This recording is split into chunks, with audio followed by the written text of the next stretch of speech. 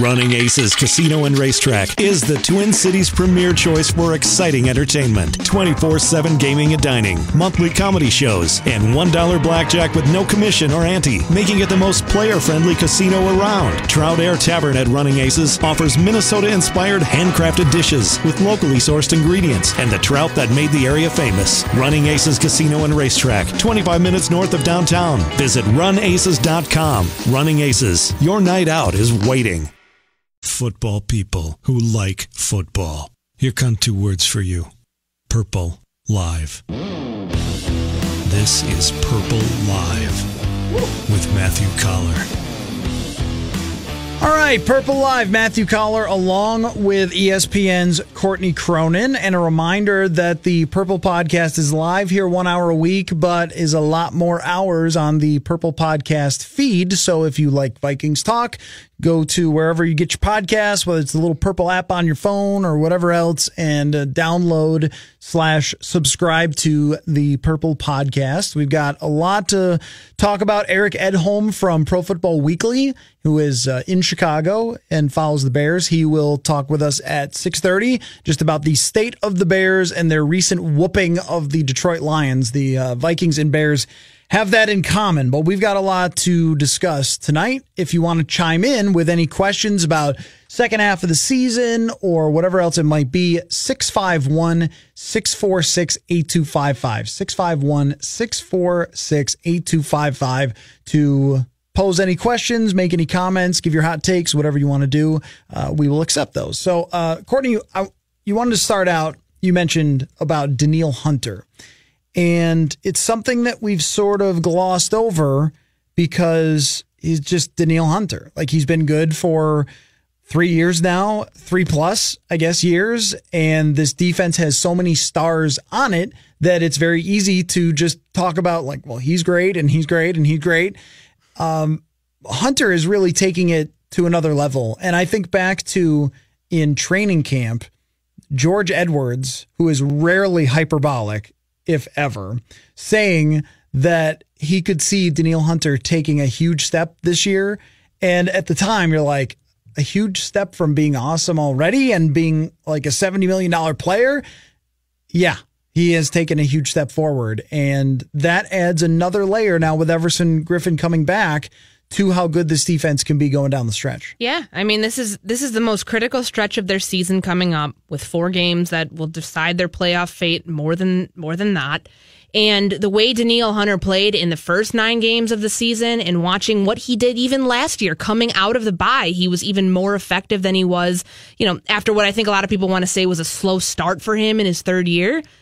Much more effective coming out of the bye last year. I'm very, very eager to watch what his progression is here over the next 7 games of the season. I think Bill Barnwell had an article out today thinking that the sack numbers may drop off. And that's, we saw that with Everson Griffen last year. I mean, that's not such a wild thing to say.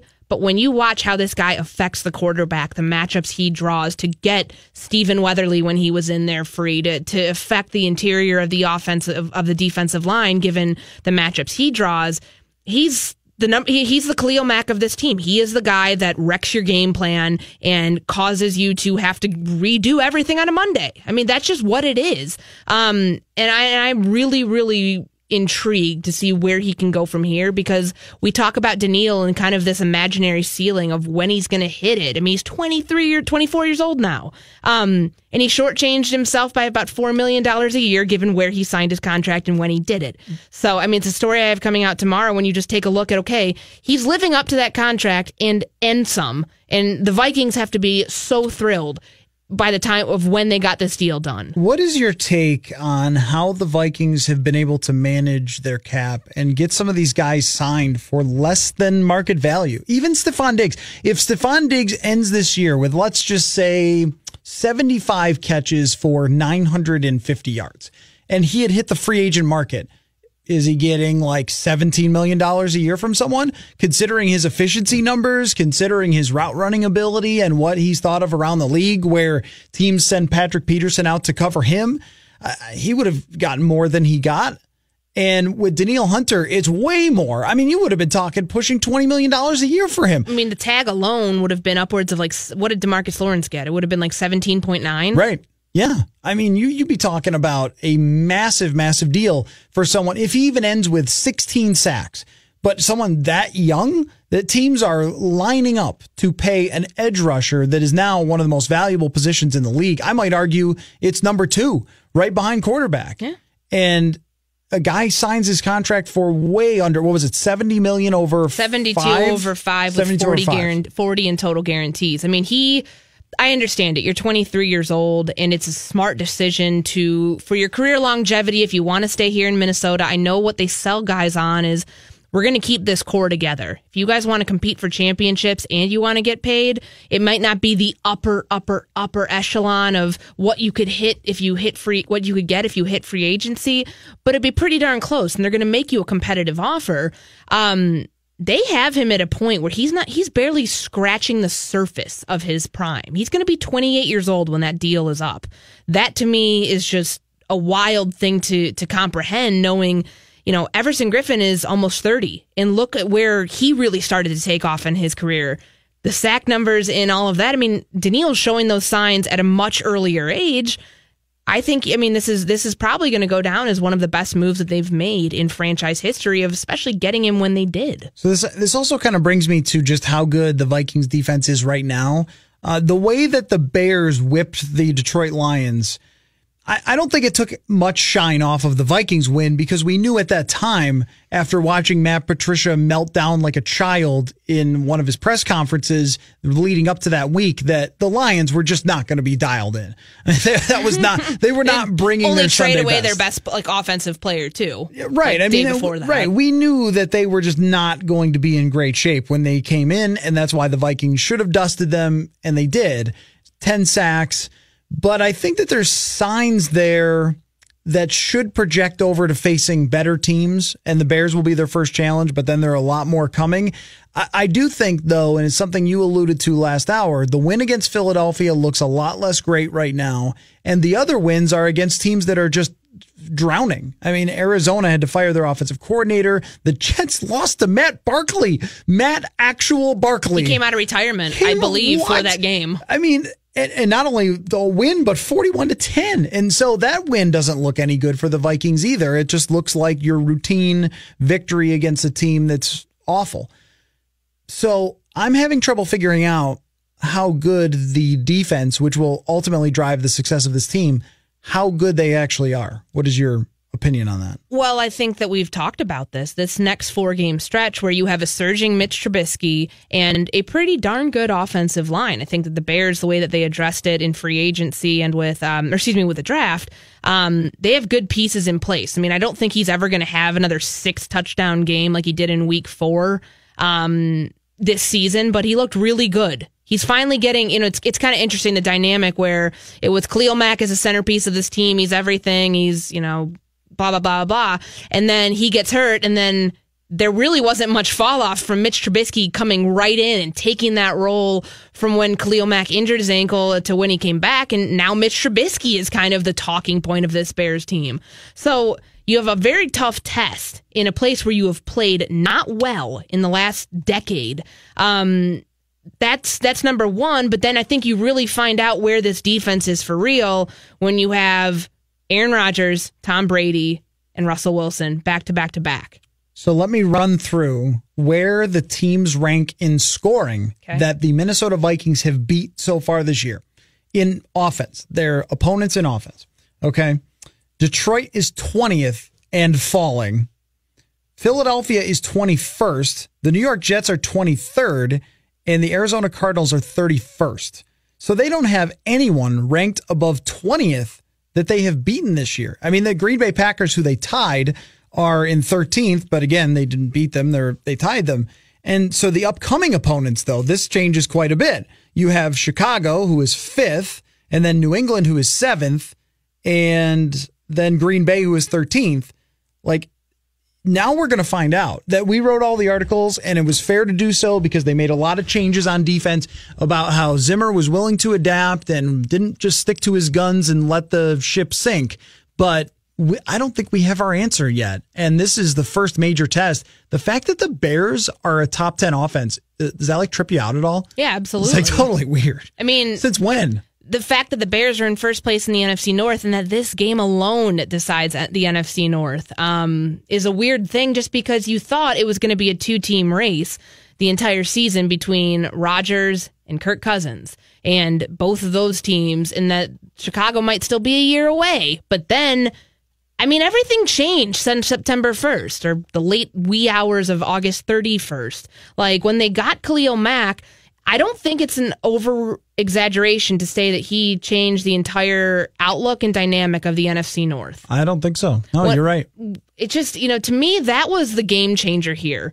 And the fact that of what it did to the Packers, what it did to the Vikings outlook, and what it did to the Lions. I mean, watching him chip that tight end the other day and then just go sailing over the offensive tackle onto Matthew Stafford was something, that's just not human.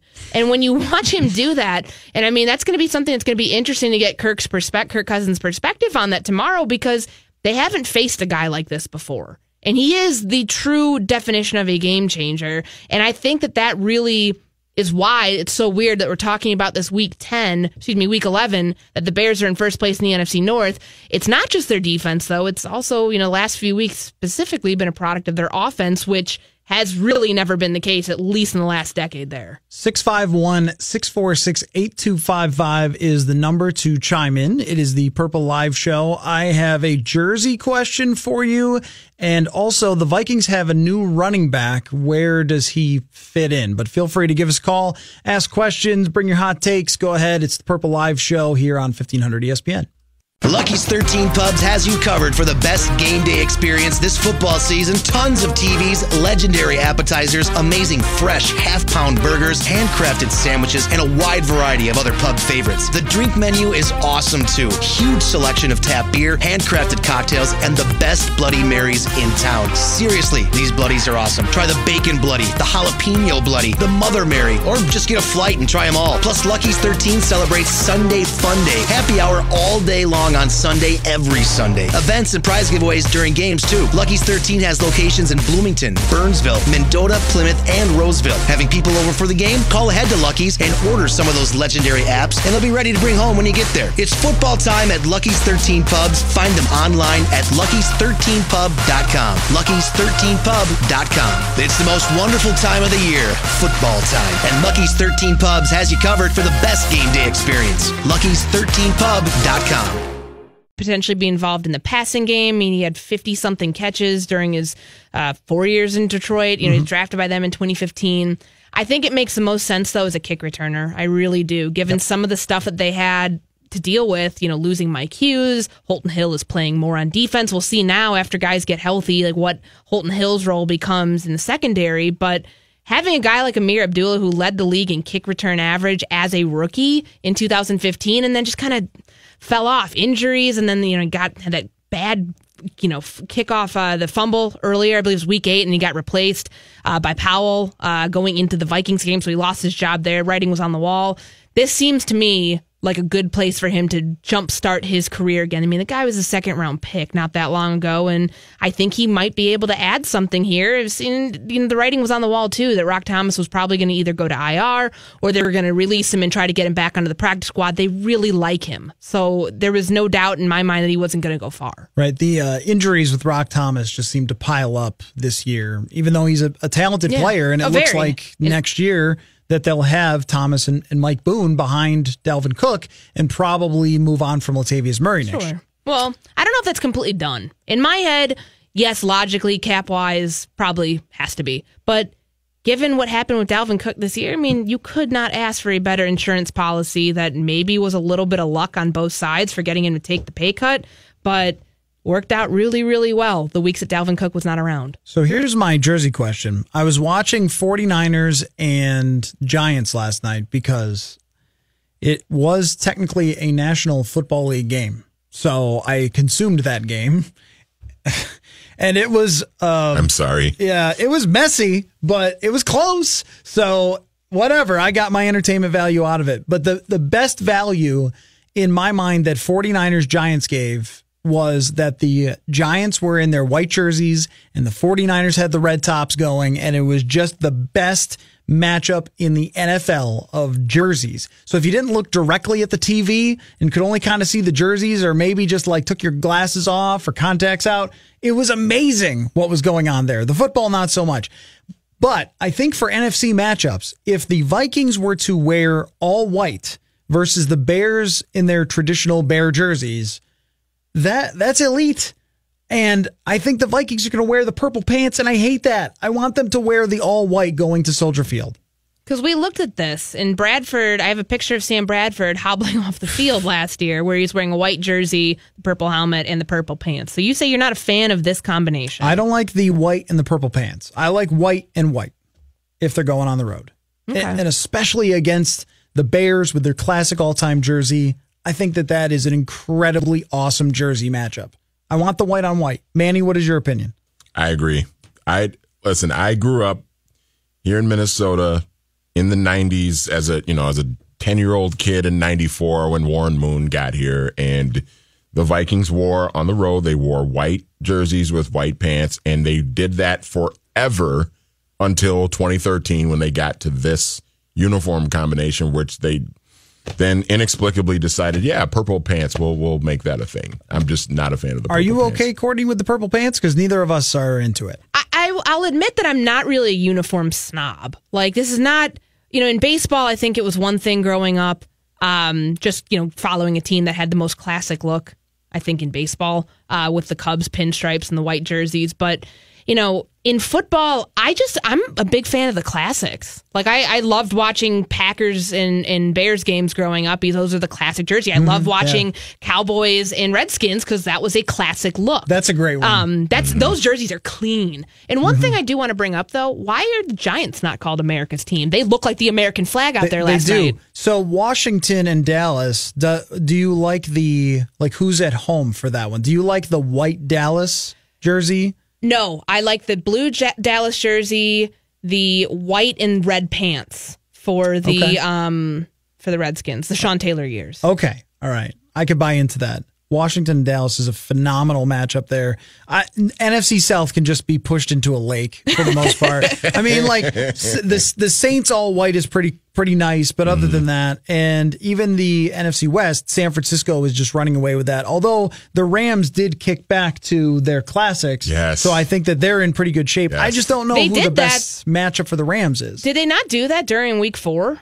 Isn't that where it started, where they started doing their throwback stuff? Because that's when they were painting the field out there, too, to have the throwback. And I think that coincided with the jerseys. I think that same week they announced that they were going to wear their classic all season long yellow and blue jerseys at home for the rest of the season. The lighter blue, right? Isn't it the lighter blue now for the Rams? Yeah, it's like the royal blue kind of that they wear now, Okay, so I guess I'm going to need some opinions on this. 651-646-8255 or Twitter at Matthew Coller, whatever yours is, Courtney. Is it what? Courtney Cronin, ESPN? My Twitter? You've known me for 2 years. You I don't know. It just pops up when you just type the letter C for me. So I don't know. What is it? It's Courtney R. Cronin. Oh, okay.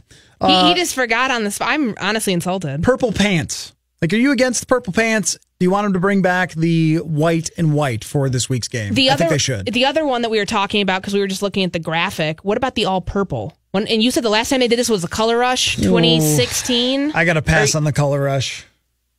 Yeah. Some of them are okay. But see, the Vikings a few times, even before the Color Rush was even a thing, like they had a couple times where they would wear, even back in the Brad Childress jerseys that I call them, because they switched to those with the purple stripe down the side. Yeah, Manny, I want to show you. Manny, can you see this back in the what on the far right? Is that's not Color Rush? Yeah, that was the Color Rush when Dallas But they got that stripe on the side, so wouldn't that be the ones that you're talking about? Well, for the Color Rush, yeah, but if you go back to, I'm trying to think of a game. Okay, Courtney, look up Vikings Cardinals 2010. Okay. And Coller, you're laughing because I'm such a nerd for Right, just 'cause remembering this. you See, I'm remember not a 8 Jersey years fan, ago. but I can appreciate this stuff. This is good. I like the boldness of the letters here the numbers. The reason why I remember that game, because that was Brad Childress' last win as Vikings coach. I did. And you just remember the jersey from that. Yeah, and they were wearing all purple. I wasn't completely against the color rush, just for like a 1 year sort of special, like weird, unique jersey for that one Thursday night. And Thursday night is goofball enough. You know, right? Like I still can never get used to it. What ends up happening to me on Thursday nights is I sit down and I'm like, oh man, there's nothing on tonight. Oh, a football, right? Like unless the Vikings are playing, I am always surprised at a Thursday night because I've just never gotten used to it. So if it's already going to be a gimmick anyway, then use the gimmick color rush. But I don't like purple on purple in general. Do you have a picture of that? Yeah, I do. Let me see. The one that he's talking about from 2010, Yes, so the those. Favre years, Yes. this would have been Yes. like I remember those now. this to me reminds me of every picture that I've seen on every Vikings book I bought before I joined this Yes. beat. Just kind of that classic look. Did you like Why'd they those? get away from that? I was not a fan of those. I wasn't a fan of the early APs. I don't know. I love the boldness of those You like letters it? and Okay. the name on the back of the jersey and the numbers. The blockiness of it just gets to me. I like it more than purple pants and white jersey. I just don't like that combination on the road at Chicago. I think it's a losing combination, my friends. Well, they won in it last year, so I'm just pointing out the facts here. This is the semantics Let's hour. see what Mike in St. Paul thinks. What's up, Mike? Hi. Hi. First of all, the Vikings should lose the dull purple helmets. Okay, yeah, I'm with you on that. Let's have it match. And the only year I'm old, so the only year the Vikings ever wore purple pants, I think, was 1964. For the whole year?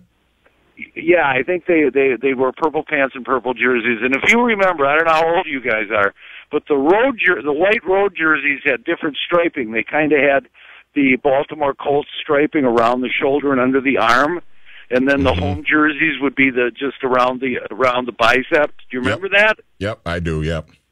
They should go back to that. So, do you like what I'm throwing out there? Just the white on white versus Chicago. Just like for this week, even if they want to stick with the purple pants everywhere else, they can go play the Jets and the purple pants is fine. But this game is big. This is too big for purple pants. When they play the traditional teams like Chicago and Green Bay, they should wear a traditional uniform. I agree with that. This is the oldest division, right, in the NFL. These Right. are some of the most storied teams. I'm all about the history element there. That's a great thought, Mike. Mike, let me ask you, how are you feeling about this? How are you feeling about this game against the Bears?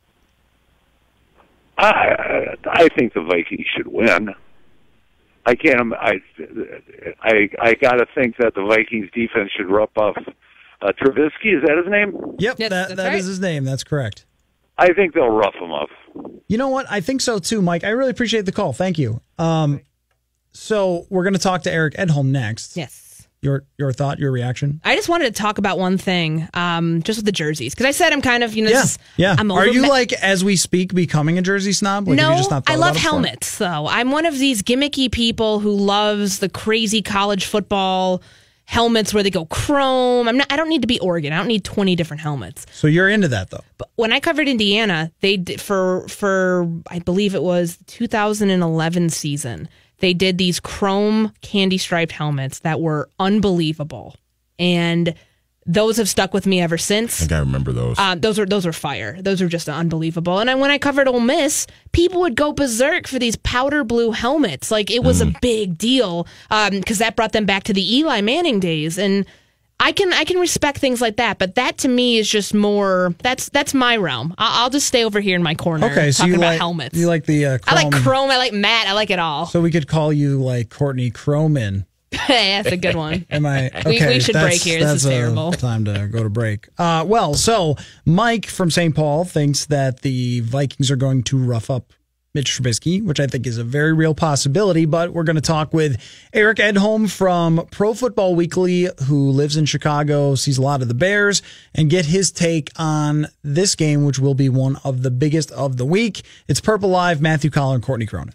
Lucky's 13 Pubs has you covered for the best game day experience this football season. Tons of TVs, legendary appetizers, amazing fresh half-pound burgers, handcrafted sandwiches, and a wide variety of other pub favorites. The drink menu is awesome too. Huge selection of tap beer, handcrafted cocktails, and the best Bloody Marys in town. Seriously, these Bloodies are awesome. Try the Bacon Bloody, the Jalapeno Bloody, the Mother Mary, or just get a flight and try them all. Plus, Lucky's 13 celebrates Sunday Fun Day. Happy hour all day long on Sunday, every Sunday. Events and prize giveaways during games, too. Lucky's 13 has locations in Bloomington, Burnsville, Mendota, Plymouth, and Roseville. Having people over for the game? Call ahead to Lucky's and order some of those legendary apps, and they'll be ready to bring home when you get there. It's football time at Lucky's 13 Pubs. Find them online at luckys13pub.com. luckys13pub.com. It's the most wonderful time of the year, football time. And Lucky's 13 Pubs has you covered for the best game day experience. luckys13pub.com. Is an incredible matchup, and the Vikings should go all white.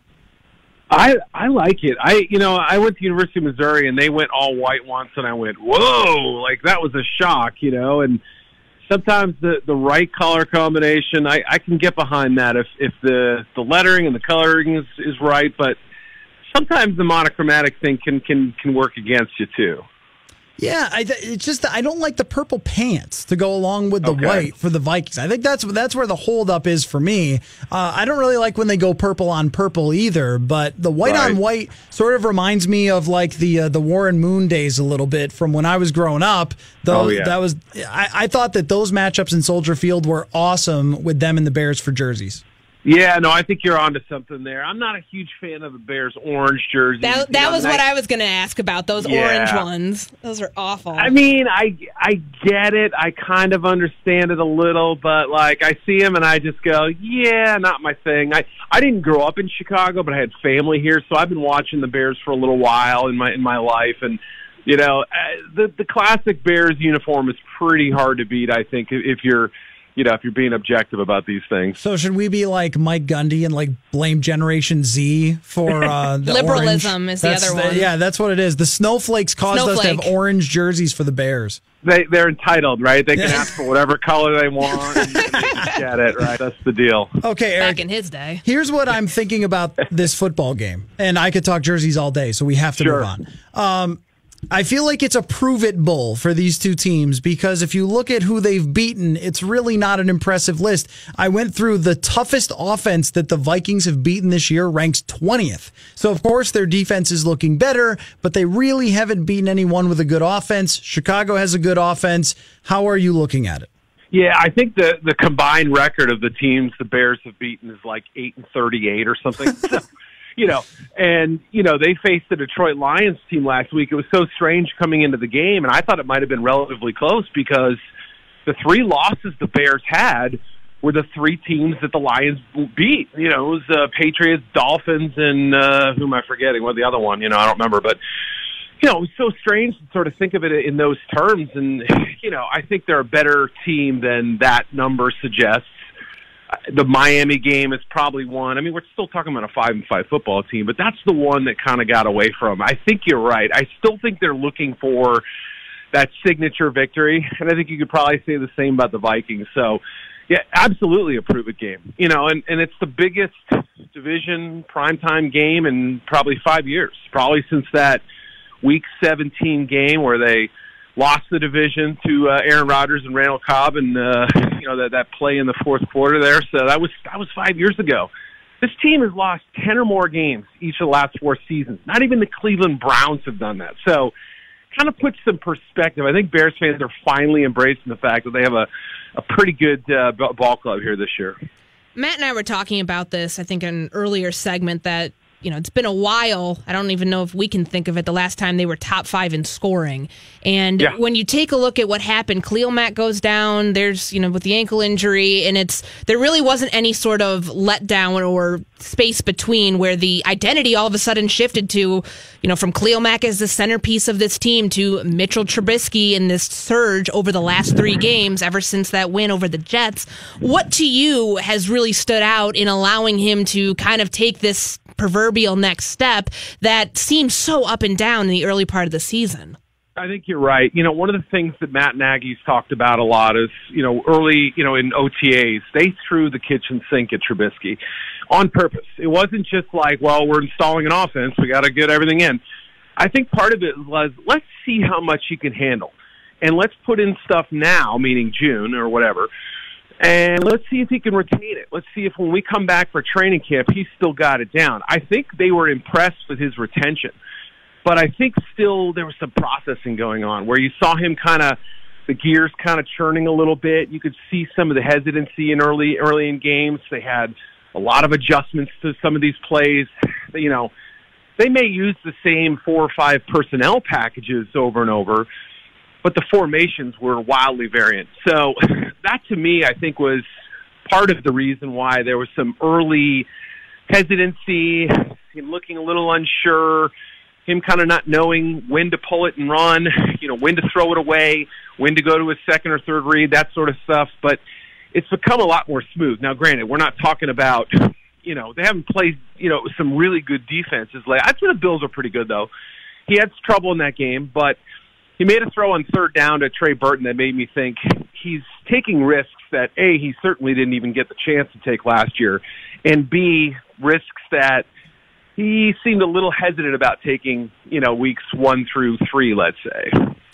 When it comes to Matt Nagy, I'm sort of laughing at the 2 coaches in the division, the new ones named Matt, and how one is going completely in the dumpster and being lit on fire and yelling at reporters for their posture, and his team is collapsing around him. And the other one, it seems, is thriving in Matt Nagy. And I feel like, Eric, and I know that Mike Zimmer's talked about this, it's very difficult for new coaches to step right in if they haven't gone through this, no matter whose coaching tree they're coming from.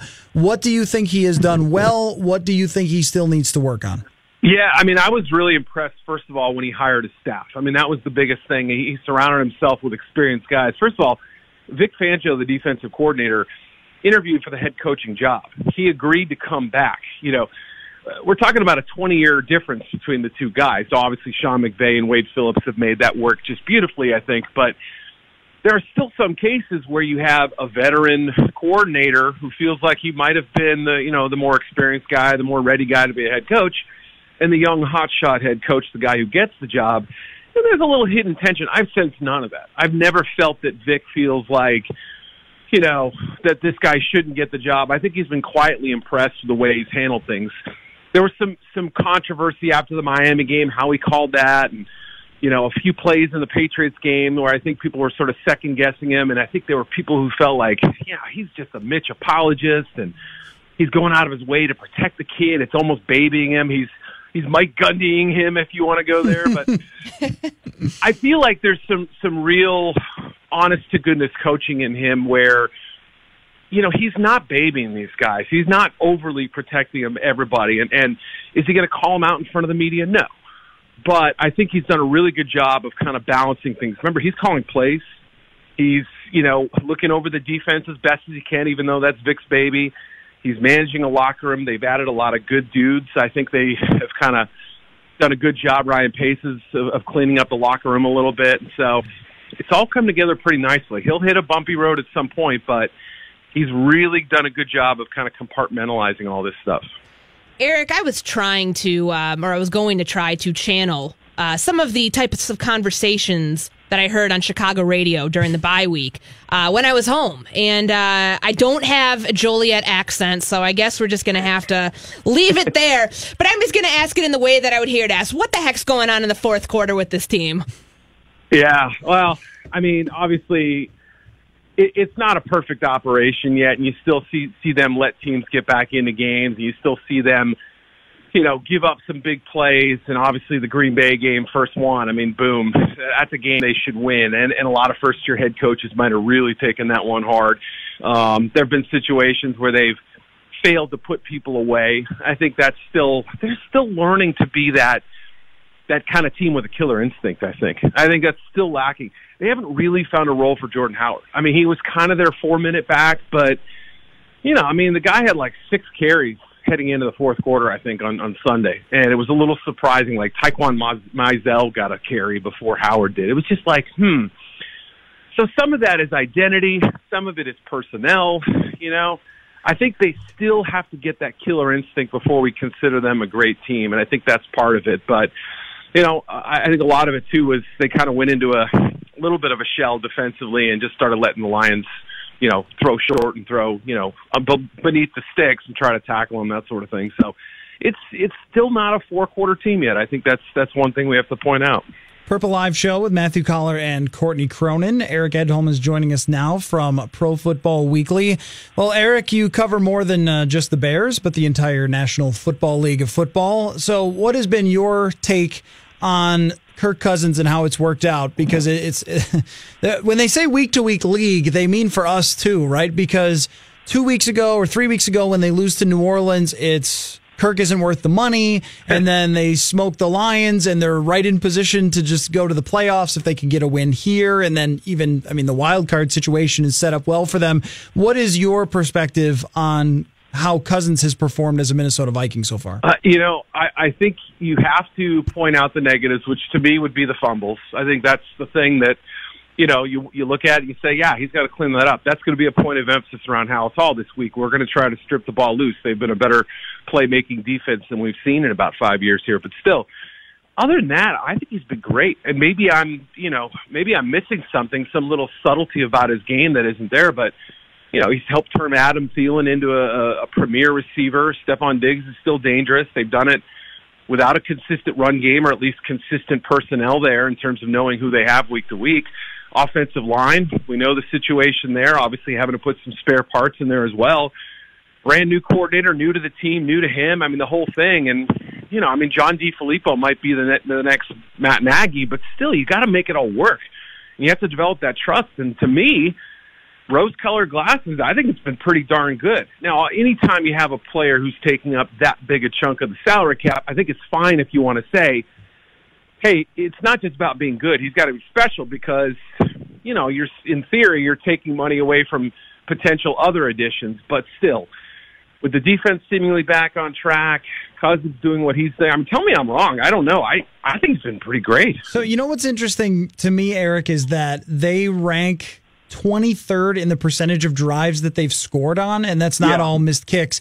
And so there's a little bit of, he's put up big numbers as he's always done, but there have been situational football things. It'd be like you have to sort of go through and sift through the third downs in New York and not really finishing teams off at times. And so I kind of go back and forth because, his Pro Football Focus grades are really good. And there are some throws that he makes that are just outstanding A+ throws. And then there's the other part of the situations, the fumbles, some of the turnovers. And I think what you come away with is that we've undergone the full Kirk Cousins experience that Washington went through, only this team has a defense.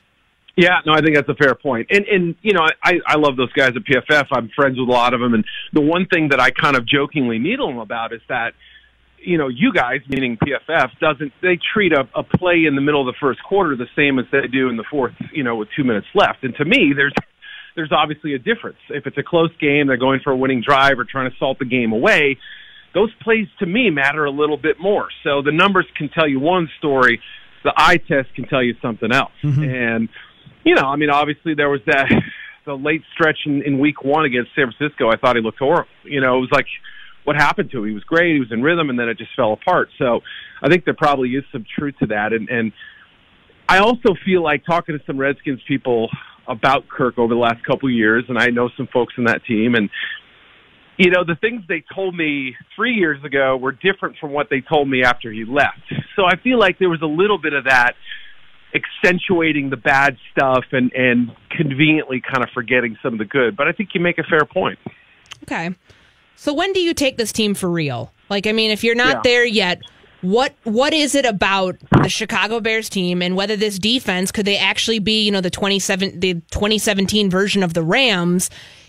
We hear about the Mitch Trubisky comparison with Jared Goff, and obviously this defense is still the centerpiece of this team, given the remaining schedule. And yes, it is easier than the Vikings. If they do continue on this trajectory, the NFC North is theirs. Are you bought in yet, or what more do you need to see in order to be bought in? Yeah, the one thing about watching the game against the Patriots, and I'm not ready to say the Patriots are the the favorites or anything like that. But even though the Bears led in that game and came back from an early deficit, I never felt like they were going to win it. I know that sounds a little strange to say, but it always felt like New England was a couple steps ahead of them. And there have been some strange special teams breakdowns with the Bears this year. I think they have good players for those units for the most part. They have two good coordinators, Chris Tabor and Brock Oliva, who do a nice job with that group. But there's still at least always one or two breakdowns there. And it feels like, those are the kind of little subtle differences that prevent you from being a great team. So while the numbers on offense are clearly improving, while the defense looks to be pretty darn good, all things considered, with Mac back, a really nice unit. I mean, the depths may be just okay, but the starters look really, really good to me. I think they have to win this game Sunday night against the Minnesota. They don't have to beat the Rams in 3 or 4 weeks for me to feel like this is a legit team, but they probably have to come back and beat the Packers the week after that. And at that point, if they've done that and they're on track to win 10 or 11 games, then I can say, you know what, this is a sneaky, dangerous team. I also think the Vikings right now are probably a little bit more of a surer bet than the Bears, but maybe that's, recent history or bias in some other way that's kind of clouding my judgment. If I had to choose one of the two teams to be the better team down the stretch, I would probably lean Minnesota, experience, talent, whatever you want to say. But this Bears team, I mean, they're better than I thought they'd be at this point.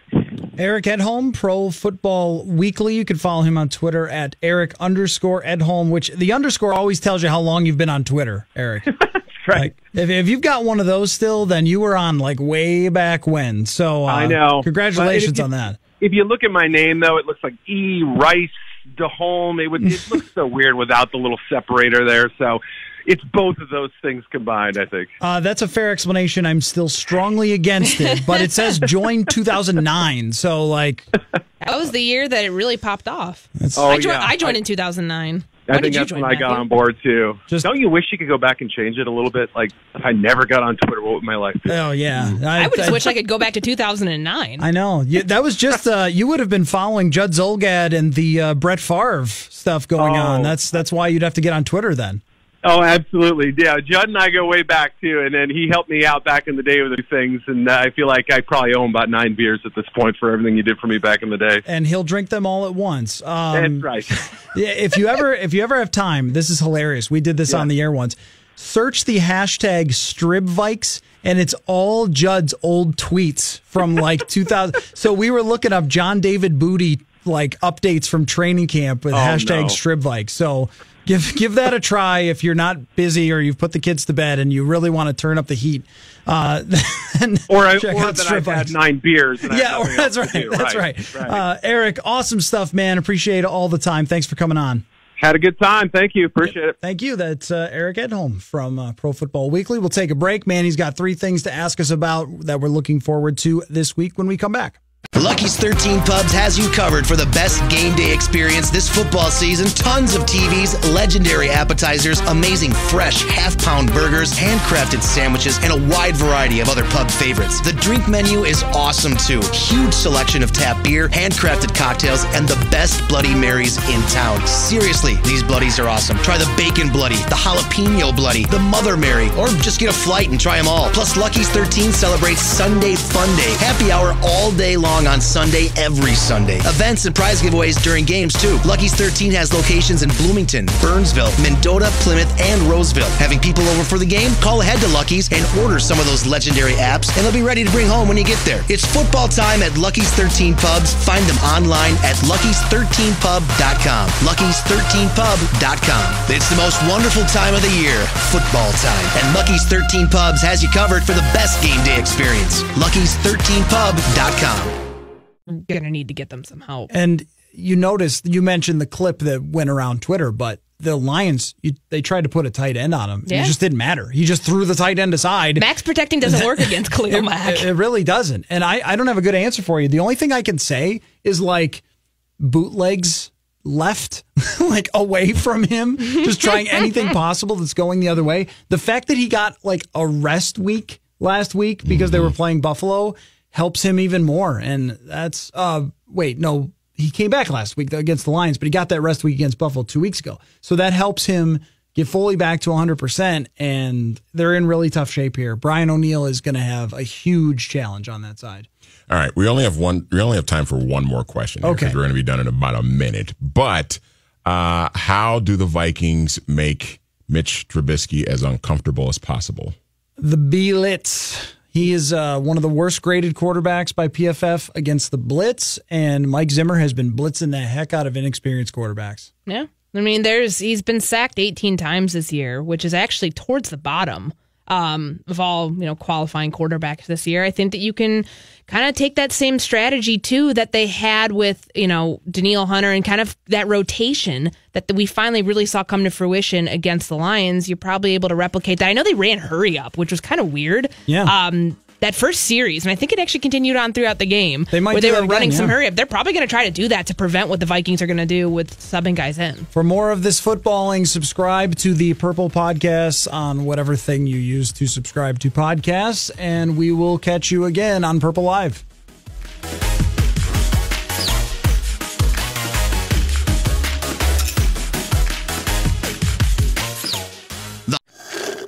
It loves me. It loves me not. Hey, Rebecca, what you doing? Oh, I just wanted to see if my love for Dunkin's pumpkin iced coffee is mutual. It loves me. I'm so happy for you guys. Jealous? Fall in love with fall flavors at Dunkin' with any size $2 iced coffee from 2 to 6 p.m. Try any of our delicious flavors like maple pecan or pumpkin. America runs on Dunkin'. It loves me. Participation may vary. Limited time offer. California fires. I'm Ed Donahue with an AP News Minute. At the White House, President Trump mourned those who have died from the wildfires in northern and southern California. We will do everything in our power to support and protect our fellow citizens in harm's way. And we say, I think as a group, I can tell you as a group, God bless everybody.